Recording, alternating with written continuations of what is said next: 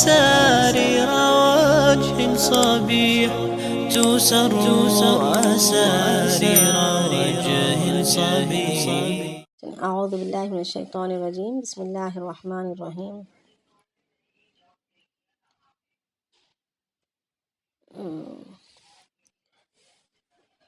آیت نمبر 202 میں اللہ رب العالمین نے تعلیم دی تھی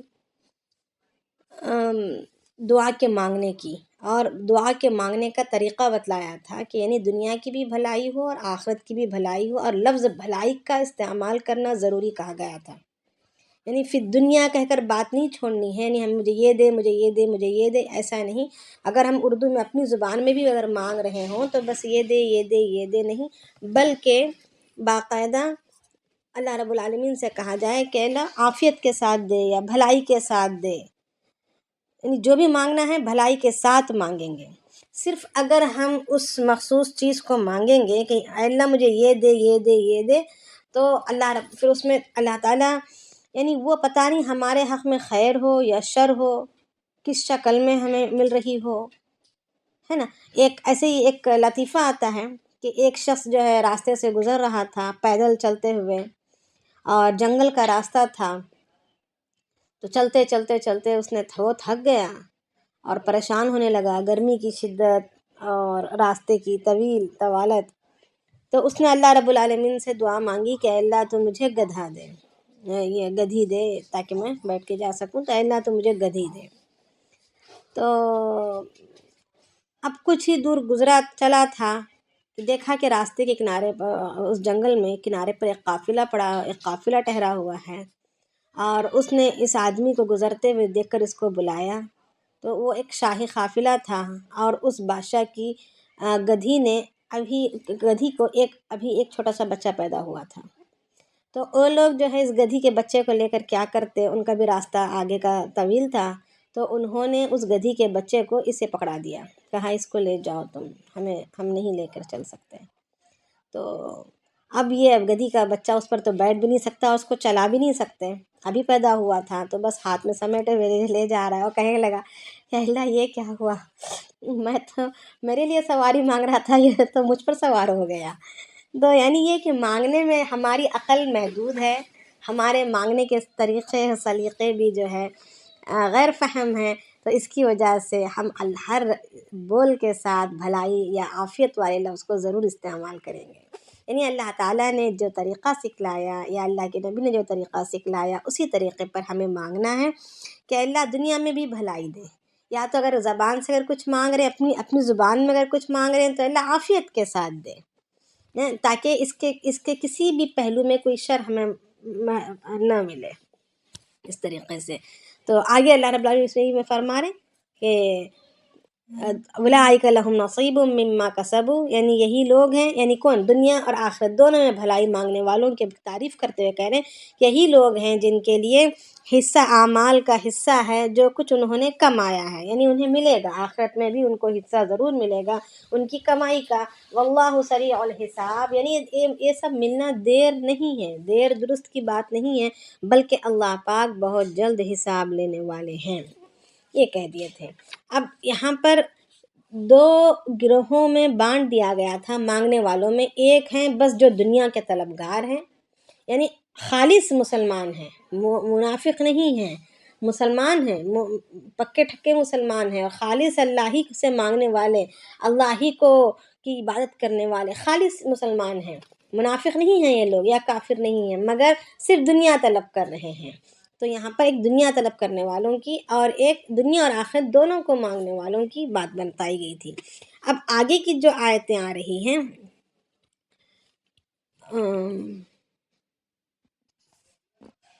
تو آگے 203 ہے نا۔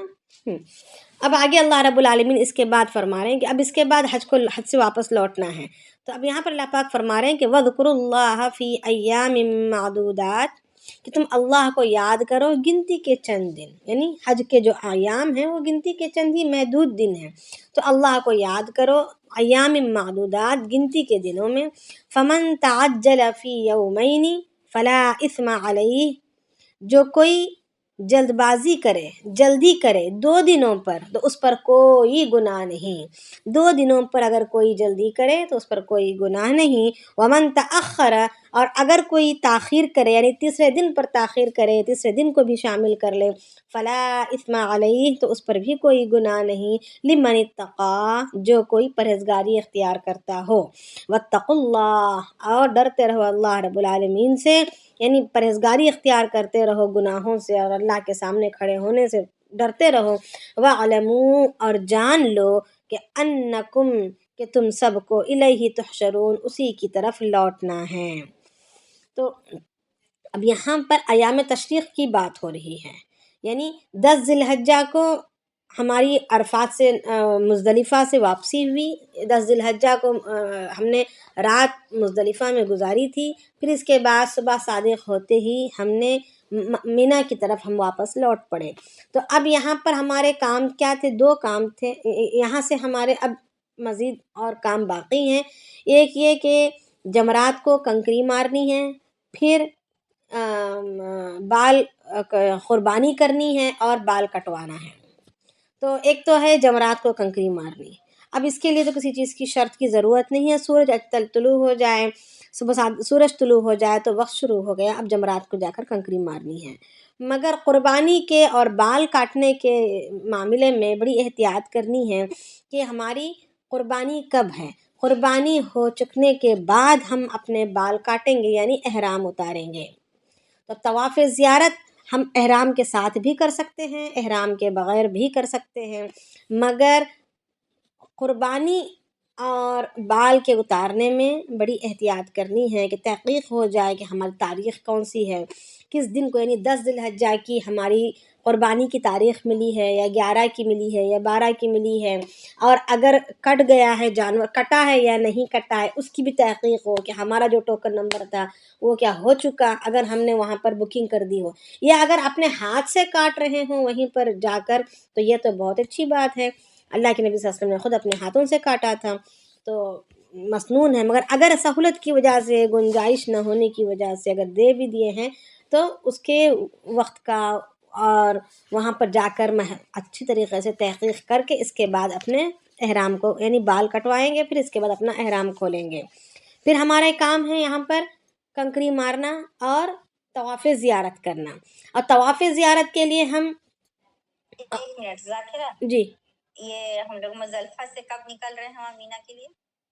10 ذی الحجہ کی صبح کو، صبح کو، یا فجر کے بعد یا فجر سے پہلے؟ نہیں فجر کے بعد، فجر کی نماز پڑھنے کے بعد، ہاں فجر کے بعد۔ فجر کے بعد نکل رہے ہیں۔ اور اب یہاں پر ہمیں کنکری جا کر مارنی ہے، تو کنکری جو ہے مارنی ہے۔ اب اس کے بعد ہمارے ذمے کام، اگر کسی کا احرام اتر چکا ہے اور وہ احرام سے فارغ ہو چکے ہیں، تو اب ان کے ذمے ہیں کہ کنکریاں مارنا اور طواف زیارت کرنا۔ اب طواف زیارت کو اگر 10 ہی ذی الحجہ کو اگر ہم جا رہے ہیں طواف زیارت کے لیے، یعنی ہمارا کنکری مار کر بھی جلدی ختم ہو چکا، ہمارا بال بھی کٹا کے ہو گیا، یا اور ہمارا احرام بھی کھل گیا، تو اب ہم جو ہے سیدھا طواف زیارت کے لیے جا سکتے ہیں۔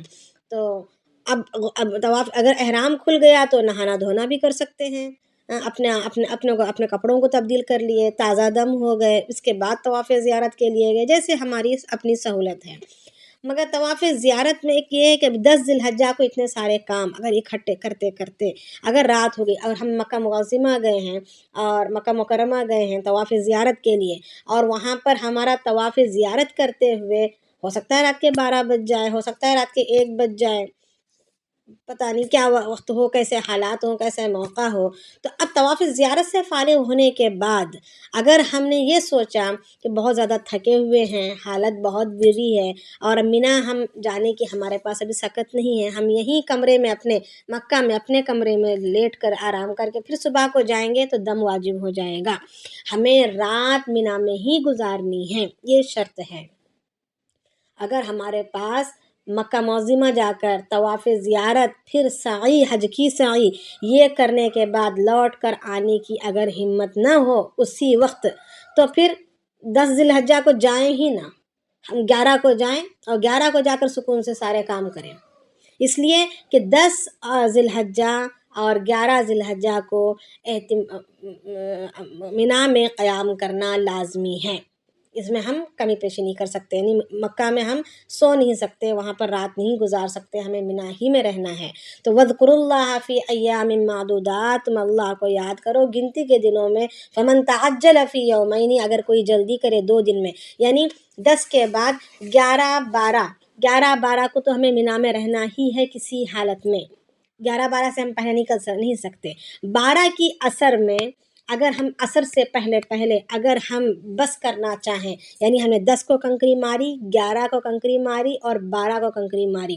اب 12 کا دن گزر گیا، عصر کا وقت آ گیا، تو سورج ڈوبنے سے پہلے یعنی مغرب ہونے سے پہلے عصر کے فوری بعد یا کنکری مار کے ہو جانے کے بعد، اس سے پہلے جبھی بھی ہو، اگر ہم منا چھوڑنا چاہتے ہیں تو منا چھوڑ سکتے ہیں، کوئی گناہ نہیں ہے. کب؟ 12 کی کنکری مارنے کے بعد، 12 کی مغرب سے پہلے. یہی کہا جا رہا ہے کہ اگر کوئی جلدی کرے 2 دنوں پر، یعنی 11 اور 12، یہ 2 دنوں میں اگر کوئی جلدی کرے تو اس پر کوئی گناہ نہیں. ومن تأخر، اگر کوئی تاخیر کرے، یعنی اگر رہنا چاہے، مزید رہنا چاہے، فلا اثم علیہ، تو اس پر بھی کوئی گناہ نہیں ہے. مگر مغرب سورج ڈوبنے کے بعد بھی اگر رہا، پھر اس کے بعد نکلا، تو اس پر دم واجب ہوگا. اگر سورج ڈوبنے کے بعد اگر وہ منا میں تھا تو پھر اب اس کو 13 کی کنکری مار کر ہی نکلنا ہوگا. 13 کی کنکری مار کر ہی اس کو نکلنا ہوگا. تو اب وہ رات وہیں. اسپیڈ کم کر دو، لکھ رہی ہوں. اچھا،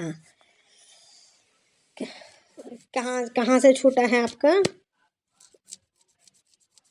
یہاں سے جیسے ہم تو 12ویں کے عصر سے پہلے نکلنا ہے. عصر سے پہلے نہیں، مغرب سے پہلے.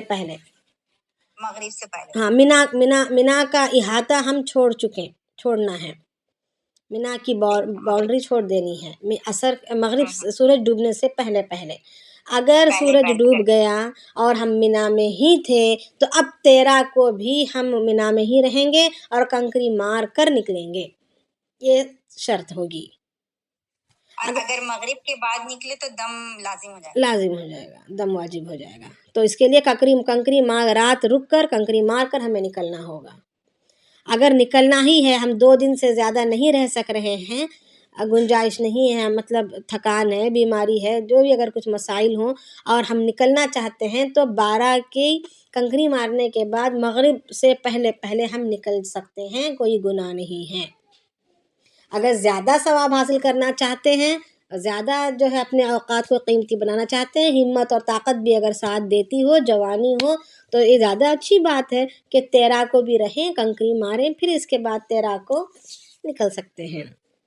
تو اب اس کے بعد کیا، حج یہاں پر ختم ہو چکا. حج کے 13 جو ہے 13 کی بھی کوئی رولنگ ہے کہ 13 کی مغرب اگر ہو جائے اور نہ نکل سکے نہیں، حج کے ایام ختم ہو گئے. ذاکرہ، یہ 13ویں کو جو ہے یہ سنت ہے کیا سنت رہنا، مینا میں رہنا؟ ہاں، سنت تو ہے. اب اللہ تعالیٰ نے جب اپنے پاک کلام میں کہا ہے تو سنت تو ہے، ایسا کچھ نہیں ہے. رہیں گے تو اچھا ہے، کوئی بات نہیں ہے. مگر اگر یہاں پر اصل بات یہ آیت اس لیے نازل ہوئی کہ بعض اب یہ حج کی جو ارکان ہیں اور یہ حج کا جو سلسلہ ہے، یہ زمانہ جاہلیت سے چلتا ہوا آ رہا ہے نا. اسلام نے آ کر ان کے جاہلانہ کچھ جو حرکتیں تھیں ان کو ہٹا رہا ہے، ان کو ختم کر رہا ہے. تو ان لوگوں کا یہ تھا کہ اگر 12ویں کو اگر کوئی نکل جاتا تو اس کو گنہگار سمجھتے ہیں، اور بعض یہ کہتے ہیں کہ 13ویں کو نکلنے کو گنہگار، 13ویں کو رکنے کو یعنی گنہگار سمجھتے ہیں. بعض 12ویں کو نکلنے کو گنہگار سمجھتے، یعنی آپس میں ان کا یہ جھگڑا تھا. تو اللہ رب العالمین نے یہاں پر یہ صاف کر دیا کہ اگر کوئی جلدی کرے 2 دن پر تو بھی گناہ نہیں اس پر، اور اگر کوئی تاخیر کرے 3رے دن پر تو بھی اس پر کوئی گناہ نہیں ہے، مگر یہ کہ پرہیزگاری ہو تمہارے اندر، تقوی ہو. یہ بات بتا رہے لمن اتقا فلا اثم علیہ، لمن اتقا، کہ تقوی کو ہمیشہ تقوی کو سامنے رکھ رہے ہیں. اللہ پاک قدم بقدم پر تقوی کی بات کر رہے ہیں. ہو گئی بات؟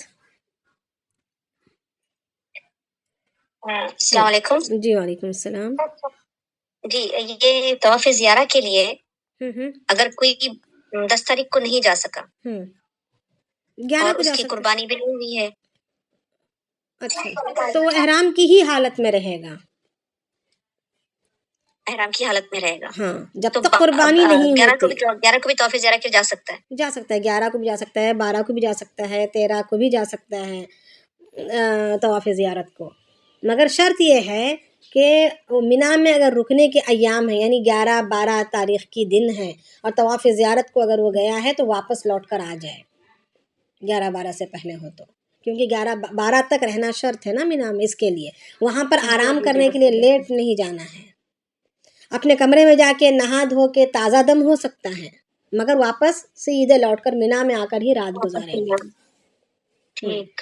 یہ ہے. تو اچھا، جب منا سے واپس ہونے سے پہلے ہی طواف زیارہ ہونا ضروری ہے.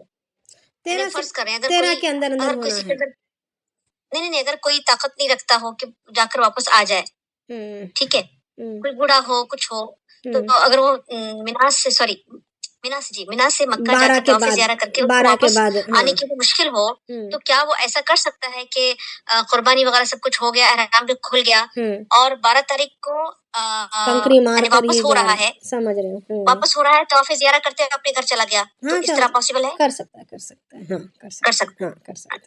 ہے. کوئی حرج نہیں ہے، کیونکہ طواف زیارت کے ساتھ پھر سعی بھی ہے، فوراً پیچھے ہی کرنا ہے، دونوں اکٹھے کرنے کے ہیں، تو حالت بری ہو ہی جاتی ہے. اور 10 ذی الحجہ کو عموماً بھیڑ زیادہ ہوتی ہے، تو اس میں تو حالت بری ہونا لازمی ہو جاتا ہے. تو یہ ہے کہ دیکھیں ہم اللہ تعالیٰ کے گھر گئے ہیں اور اللہ تعالیٰ کی محبت میں گئے ہیں اور اللہ تعالیٰ کی محبت کو اپنی دکھلانے اور جتلانے گئے ہیں، تو دل کی کیفیت بھی ایسی ہی ہو، ایک شوق، ایک تڑپ، ایک تازگی، ایک محبت اندر سے جوش مارتے ہوئے ہر عمل کو، ہر رکن کو ایک تازہ دم ہو کر، ایک احساسات کے ساتھ. ہم تھکے ماندے لڑتے پڑتے لٹکے کریں گے تو مناسب نہیں ہے. تو کوشش یہی ہو ہماری کہ ہم جو بھی عمل کریں تازہ دم کریں. تو دیکھیں صحیح. اچھا، لمن اتقا کا کیا بتایا آپ نے؟ لمن اتقا یعنی پرہیزگاری اختیار کرنے والوں کے لیے یہاں پر کوئی گناہ نہیں ہے. یعنی جو بھی کرنا ہو تم اللہ کی محبت میں اور اللہ ہی کے لیے اللہ سے ڈر کرتے ہوئے کرنا ہے. 2 دن میں جلدی کر رہے ہیں تو بھی، اگر تیسرے دن کو تاخیر بھی کر رہے ہیں تو بھی کس کے لیے کیا جا رہا ہے؟ تقوی کے اعتبار سے کیا جا رہا ہو. تو فلا اثم علیہ لمن اتقا، کوئی گناہ نہیں ہے جس کسی نے تقوی اختیار کیا. تقوی اختیار کرنے والے کے لیے کوئی گناہ نہیں ہے، چاہے وہ 3 دن رہے یا 2 دن رہے، مگر شرائط کے ساتھ. اللہ کے نبی صلی اللہ علیہ وسلم نے طریقہ بتلا دیا ہے کہ عصر مغرب سے پہلے نکل جانا ہے. اگر مغرب کے بعد اگر رک گئے تو پھر 13ویں کو بھی کنکری مار کر یعنی اس رات کو وہیں گزارتے ہوئے 13ویں کو کنکری مار کر نکلیں گے.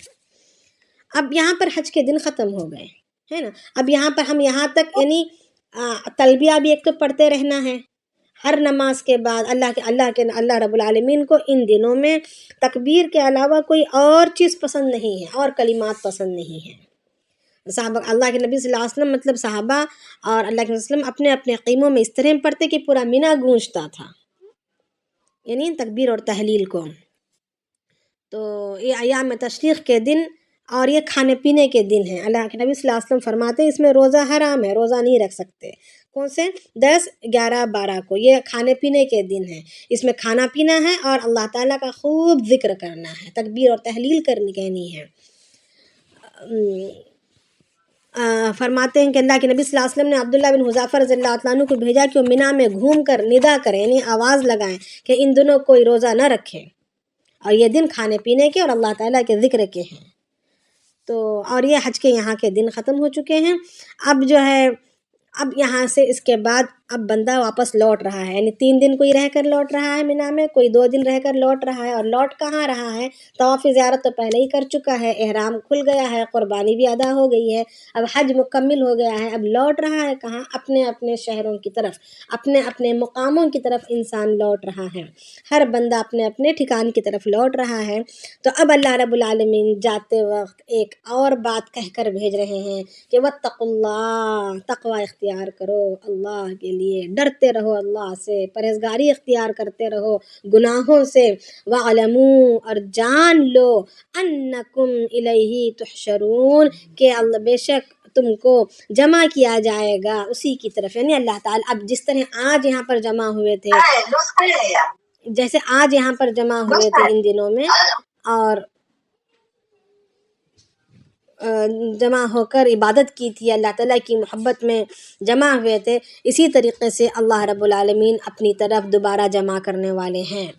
تو اس وقت تقویٰ ہی کام دے گا. تو یہاں پر ایک اشارہ دے کر بھیج رہے ہیں کہ دوبارہ تمہیں اللہ کے پاس جمع ہونا ہے اور تم تقوی کے ساتھ اس کے بعد زندگی گزارو، چونکہ عرفات کے دن یعنی اس حج کی ادائیگی سے تم گناہوں سے ایسے پاک ہو چکے ہو جیسے پیدا ہوا بچہ ہے. تو اب اس کے بعد اثر نو اعمال کرنا ہے، نیا دفتر شروع ہو رہا ہے، تو نیا نام اعمال لکھا جا رہا ہے. تو اب کم سے کم اب احتیاط کے ساتھ گزرو تاکہ کوئی نام اعمال میں گناہ باقی نہ، کوئی نیا گناہ اس میں داخل نہ ہو، اس کی احتیاط رکھا کرو. تو اب یہاں پر پہنچ کر جو ہے بعض اکابرین ایک بہت بڑے اللہ کے ولی کا واقعہ آتا ہے کہ وہ ترکی کے رہنے والے تھے. وہ ولی ہمیشہ وہ اپنے اوپر کسی نور کو دیکھا کرتے تھے اکثر. تو جب وہ انہوں نے جب اپنا حج فرض ادا کیا اور حج کر کے جب واپس آئے تو یہ مولانا جامی رحمۃ اللہ علیہ کے مرید تھے. تو کہتے ہیں کہ جب وہ حج کر کے لوٹ کر آئے تو وہ نور جو اپنے اوپر وہ اکثر دیکھا کرتے تھے، ہمیشہ اوپر کو دیکھتے تو ایک نور نظر آتا تھا انہیں، تو وہ نور نظر آنا بند ہو گیا. تو وہ اپنے مرشد سے جا کر انہوں نے مولانا جامی رحمۃ اللہ علیہ سے اس کا سوال کیا، اس کے بارے میں تفتیش کی کہ میں پہلے اکثر جو ہے جب بھی اٹھاتا سر تو مجھے ایک نور نظر آتا تھا، اب وہ نور نظر آنا بند ہو گیا، کیا بات ہے؟ تو مولانا جامی رحمۃ اللہ علیہ نے فرمایا کہ پہلے تم اپنے اندر تمہارے اندر حقارت تھی، اپنی ایک کمتری تھی. جیسے ہی تم حج کے فریضے کو ادا کر آئے ہو، تمہارے اندر ایک برتری اور ایک شان پیدا ہو چکی ہے کہ میں حاجی ہو گیا ہوں. تو عموماً جو ہے حاجیوں کے اندر ایک برتری پیدا ہو جاتی ہے کہ ہم حج کر آئے ہیں. یعنی لوگ بھی اس طریقے کے طور طریقے کرتے ہیں کہ ہم آپ نے حج کر کے آئے، آپ بڑے معظم ہیں، بڑے مکرم ہیں، اللہ نے آپ کو بلایا ہے، یہ کہہ کر جو ہے انسان کے اندر ایک خود پسندی کا مادہ پیدا ہو جاتا ہے سنتے. تو اس کی بات کا بڑا خیال رکھنا ہے کہ اللہ نے بلایا تھا. یہ دعوت وغیرہ کرنا، یہ سب بہت کچھ ہوتا ہے. جی دعوت جو حج کر کے آتے ہیں نا، ان کو دعوت پہ بلایا جاتا ہے، کپڑا وغیرہ دیا جاتا ہے. نہیں یہ سب تو نہیں ہے. بس دیکھیں پرہیزگاری، ہمیں لقمہ حلال ہو، پاکیزہ ہو، یہ تو ایک بات اور ہے. اس کے علاوہ متقی یعنی ایمان والے کے ہاتھ سے پکایا گیا ہو، ایمان والوں کے ہاتھ سے کھلایا گیا ہو، یہ بڑی اہمیت رکھتی ہے. اس کے علاوہ دعوت اگر آج میں کروں گی دعوت تو پھر آپ سوچیں گے کہ ذاکرہ نے دعوت کی ہے، اگر میں نہ کروں تو پھر لوگ کیا کہیں گے، ہے نا. تو پھر اس چکر میں پھر انسان دعوت ایک کیا، پھر دوسرے نے کیا، پھر تیسرے نے کیا، پھر چوتھے نے کیا.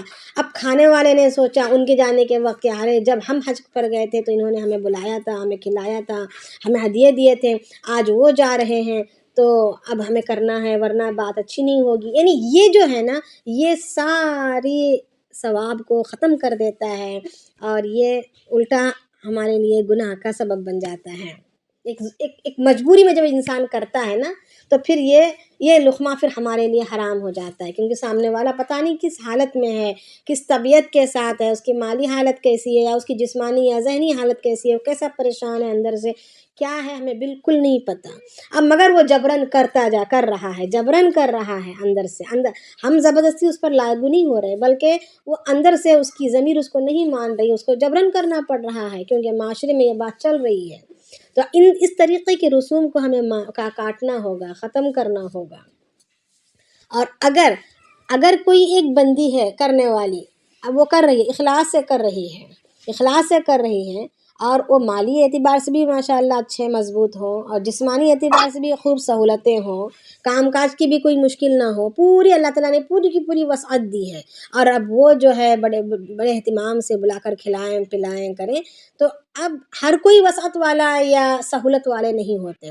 تو اگر کوئی ایک اور بہن اب وہ دیکھ رہی کہ فلانی نے کیا اور میں اگر نہ کروں تو بات اچھی نہیں ہوگی، ذلت کی بات ہوگی، تو اس کی وجہ سے جو ہے وہ جبرن کرنا پڑا، تو اس جو جبرن اس کو کرنا پڑ رہا ہے اس کی وجہ سے یہ وسعت والی جو پہلے کی تھی نا وہ گنہگار ہوگی، تو وہ گنہگار ہوگی۔ السلام علیکم، جی ایک وعلیکم ڈاؤٹ السلام۔ پوچھنا تھا میرے کو۔ جی جی۔ میرا بیٹا دوسرے دن جا کے کنکریاں مار کے آئے، ہم لوگ بہت تک گئے تھے تو ہم لوگ نہیں جا سکے، تو بیٹا مار کے آیا کنکریاں، تو ایسا مار سکتے نا؟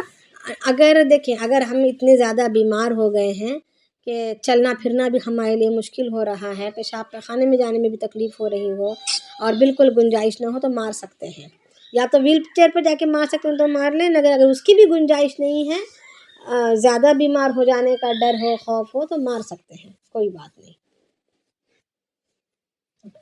سمجھ میں آیا نا؟ اگر تھوڑی بہت تھکان تھی، کچھ دیر اور رکنے کے بعد اچھے ہو جاتے تھے۔ بہت ویل چیئر تھے نا، دو بچے ویل چیئر پہ تھا، شوہر بھی دو جنے تھے ویل چیئر پہ، تو وہ بہت دشوار تھا، تو اس لیے بیٹا مار کیا، صبح میں جاتے، صبح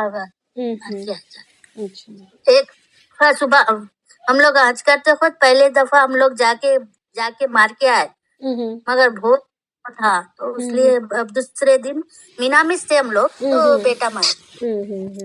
صحیح۔ تو وہی حالات۔ جی وعلیکم السلام۔ جی وعلیکم السلام۔ یہ طواف وداع کے بارے میں؟ ہاں طواف وداع، جی یہ واپس لوٹنے، طواف زیارت سعی سب کچھ ہونے کے بعد یہ طواف وداع اپنے وقت پر نکلنے سے پہلے مکہ چھوڑنے سے پہلے طواف وداع کرنا ہے۔ وہ کبھی بھی کر سکتے ہیں، مطلب مدینہ میں، مکہ میں جب تک۔ ہاں مکہ میں جب تک رہیں گے، یہ وداعی طواف ہے تو کبھی بھی کر سکتے ہیں۔ تو طواف وداع کے میں صحیح تو نہیں کرنا؟ نہیں صحیح نہیں، صحیح احرام میں ہوتی ہے، احرام کے ساتھ ہی ہوتی ہے صحیح۔ اگر آپ نے عمرے کا احرام باندھا ہے تو پھر صحیح ہوگی، اگر آپ نے حج کا احرام باندھا ہو تو صحیح ہوگی۔ سمجھ میں آیا؟ طواف وداع حج کے رکن میں ہے؟ یہ واجب ہے، الگ سے ہے، حج کے رکن میں نہیں ہے، حج کے ارکان میں ہی ہے، حج کے رکن میں ہی ہے۔ اگر طواف وداع کیے بغیر اگر ہم لوٹ جائیں گے تو دم دینا پڑے گا، حج کے ارکان میں ہے، مگر اس کو احرام کی ضرورت نہیں ہے۔ اچھا یہ بات ہے، حج اس کو احرام کی ضرورت نہیں ہے۔ جی